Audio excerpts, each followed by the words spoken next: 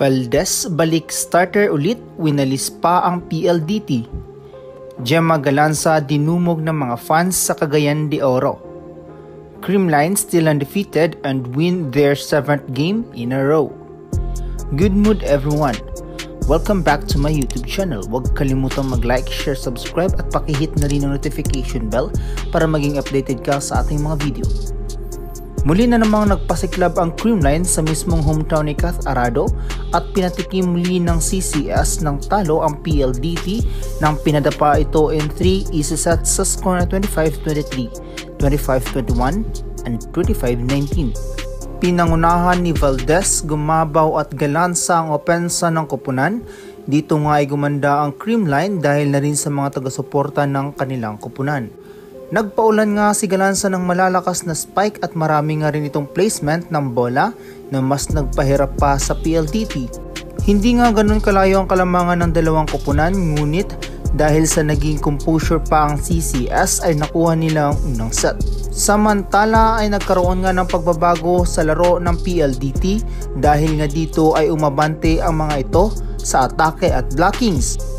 Sa latter part ng set nga ay lumamang pa nga ang PLDT, ngunit hindi na nga hinayaan pa ni Coach Meneses na tumaas pa ang kalamangan nito at sinab si Tots Carlos at Mafe Galanza na nagpabago sa laro ng Creamline.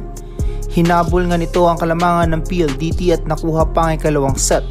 Dito nga lumabas ang pagiging MVP players ng Creamline kung saan ay mas nanaig sa kanilang koponan ng husay at galing para matapos ang ikalawang set.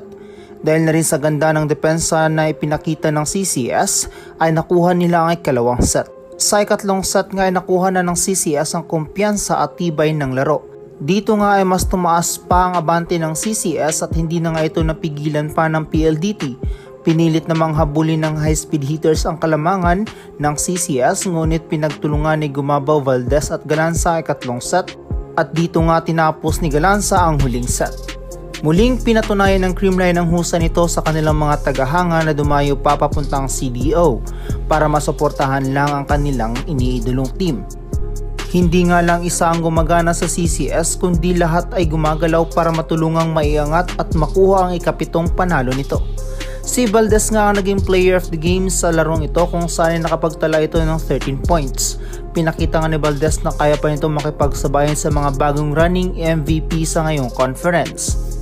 Samantala, napiling crowd favorite nga si Gemma Galanza at Mika Reyes dahil naman sa ganda at husay nito kaya pinagkaguluhan ito ng mga fans. Sa ngayon ay natiling undefeated pa rin ang Creamline with 7 wins and 0 losses. Samantala nanatili pa rin panglima ang PLDT with 5 wins and 3 losses.